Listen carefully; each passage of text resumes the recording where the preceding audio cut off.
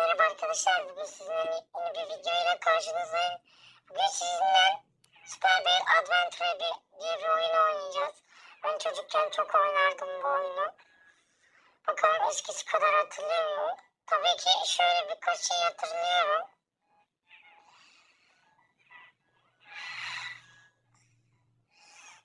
Oyun bayağı değişmiş. Şuraya multiplayer şey gelmiş sanırım.